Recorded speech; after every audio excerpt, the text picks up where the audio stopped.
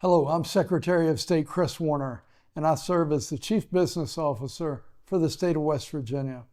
Part of my responsibility is to make sure that West Virginia is positioned to help create a strong pro-business environment to help grow our state's economy. To do that, my office is working to promote the services and programs available throughout the state to help support entrepreneurs and small business owners. This is part of a video series we call Just 3 Questions with West Virginia business leaders and entrepreneurs. Just 3 Questions is on the road again this week, continuing our focus on business development and support for West Virginia's entrepreneurs and small business owners. Today's stop is at BridgeValley Community and Technical College here in South Charleston. BridgeValley meets the higher education, workforce development, and training needs for industries ranging from healthcare to manufacturing. Joining me today is the president of BridgeValley Community and Technical College, Dr. Casey Sachs. Dr. Sachs previously served as the Deputy Assistant Secretary for Community Colleges at the United States Department of Education.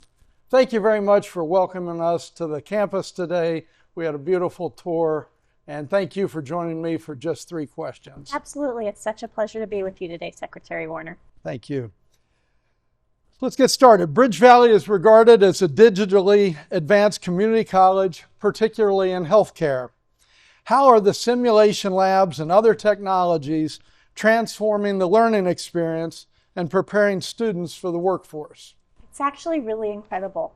Our students can do half of their clinical hours in a simulated setting, and so we thought it was really important that that setting be incredibly authentic. And so we were touring earlier and talking earlier about some of our high fidelity mannequins. They have age spots, they have hair follicles, they really look like real people in those hospital beds.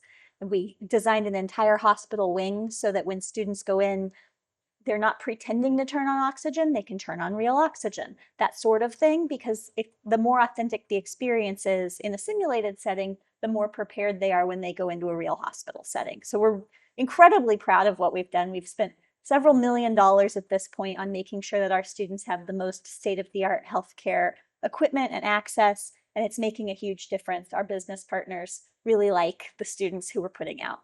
Wow.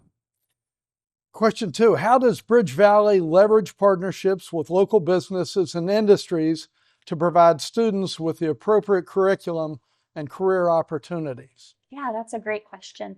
We really try and design our curriculum the way that businesses tell us that they want it to be.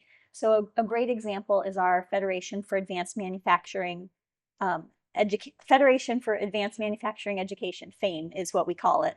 And it's a partnership between several manufacturers here in the region. It was actually something Toyota started in Kentucky, and they said, hey, let's bring this to West Virginia and do it in partnership with BridgeValley. And the idea is that the industry partners come together and say, here's what we want the curriculum to be. And then our faculty take that curriculum, run with it. Students come to work 3 days a week at any number of those manufacturers, and they come here to BridgeValley 2 days a week.